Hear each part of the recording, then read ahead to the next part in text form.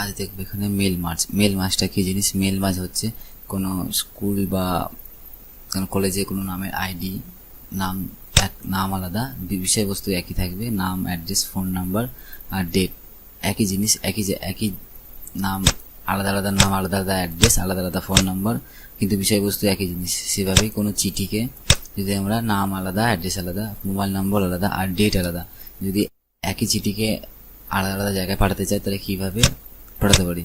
Mail merge, সেটাই আজকে দেখবো। এখানে আছি আমরা মেল মার্জ। মেল মার্জে আছি। মেল মার্জে লিখে আমরা একটা চিঠি লিখেছি, একটা লেটার লিখেছি, নাম দিয়েছি, নাম, অ্যাড্রেস, মোবাইল নাম্বার আর লিখেছি এখানে ডেট। ডেট লিখে একটা চিঠি এখানে লিখেছি। চিঠি লিখে এটাকে আমরা 5 জন বা 7 জন বা 10 জনকে কিভাবে পাঠাতে পারবো? বিষয়বস্তুটা একই থাকবে, শুধু আমাদের নাম, অ্যাড্রেস, মোবাইল নাম্বার আর ডেটটা চেঞ্জ হবে। সেটা কি করে করব? সেটা এখানে করব। স্টার্ট মেল মার্জ এখানে আছে। এখানে গিয়ে আমরা লেটার করব। লেটারটা করার পর এখানে আছে সিলেক্টে গিয়ে আছে রিসেপশন, গিয়ে আছে এখানে ইউজ এক্সিটিং লিস্ট হচ্ছে সেইটা এখানে। তার আগে আমাদের এখানে করতে হবে ইউজ এক্সিটিং লিস্ট। আমরা কখন চেনাবো? যখন আমরা কোনো টেবিল করব। এখানে একটা টেবিল বানানো আছে। টেবিলে একটা ওয়ার্ড থেকে, ইনসার্ট থেকে একটা টেবিলে গিয়ে টেবিল বানানো আছে। টেবিলটা কি করেছি? এখানে নাম, অ্যাড্রেস, মোবাইল নম্বর আর ডেট, এখানে যেটা হবে সেটা ওখানে ইনপুট করা হবে। এখানে 1, 2, 6টা আমরা নাম এন্ট্রি করেছি, 6টা অ্যাড্রেস, 6টা মোবাইল নম্বর আর 6টা ডেট ইনসার্ট করেছি। এখানে নাম, প্রত্যেকটা আলাদা আলাদা নাম লিখেছি। এই টেবিলটা আমাদের একটা ফাইলে সেভ করা আছে। ফাইলে সেভ করেছি। সেভ করে আমরা এখানে মেল মার্জ থেকে ওই টেবিলে অনুযায়ী যে কটা নাম, যে কটা লিস্ট ধরে আছে সবাইকে আমরা পাঠাতে চাই।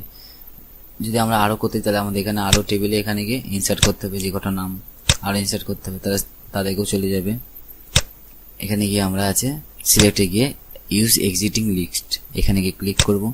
কোন ফাইলটা চেনাতে হবে? সেই টেবিল ফাইলটা সেভ করা আছে, যেখানে আমাদের ডেস্কটপে সেট করা আছে। এখানে গিয়ে টেবিল ফাইলটা সেট করে নেবো। টেবিলটা সেট করে ওপেন করব। যখনই ওপেন হবে এখানে 3টে অ্যাপ্লিকেশন, 3টে টুলস হাইলাইট হবে। এর আগে হাইলাইট ছিল না, কারণ কোনো কিছু অ্যাপ্লাই ছিল না। তাহলে এখানে গিয়ে আমাদের ইনসার্ট মার্জ ফিল্ড, এখানে ইনসার্ট মার্জ ফিল্ডে গিয়ে ক্লিক করব। এখানে কি আছে? Name, address, mobile number, date. এটা কোথা দিয়ে এলো? এটা এসেছে আমার লাস্ট এখানে যে টেবিলে ইনসার্ট করেছিলাম। কি নেম, অ্যাড্রেস, মোবাইল নাম্বার আর ডেট। এর পাশে যদি আর কোনো ডেট অ্যান্ড টাইম, তাহলে সেটাই আসতো।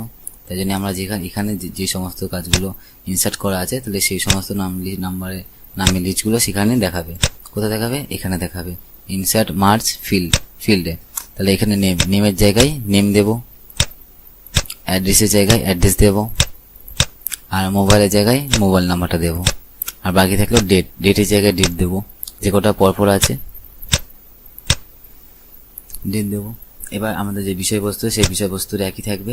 বিষয়বস্তু একই থাকবে, শুধু নাম, অ্যাড্রেস আর মোবাইল নম্বর অন্য ব্যক্তিকে পাঠানো হবে। কি করে পাঠানো হবে? এটা আমরা সেট করে নিলাম। এখানে আছে প্রিভিউ রেজাল্টে গেলে কি হবে? যখন ক্লিক করবো একটা রেজাল্ট আসবে। নামের জায়গায় নাম দিয়েছিলাম বলে তার নাম দিয়ে দিয়েছে। এখানে কার নাম? এখানে ফার্স্ট যে মানুষটার নাম, যেখানে আমরা সেট করেছিলাম, যে লোকটা বা যে ব্যক্তিটি, তার নাম এখানে দিয়ে দিয়েছে। অ্যাড্রেস দিয়ে দিয়েছে, যেটা আমরা ইনপুট করেছিলাম, মোবাইল নাম্বার দিয়ে দিয়েছে আর ডেট দিয়ে দিয়েছে। আচ্ছা, ডেটটা ডিফল্ট এখানে চলে এসছে।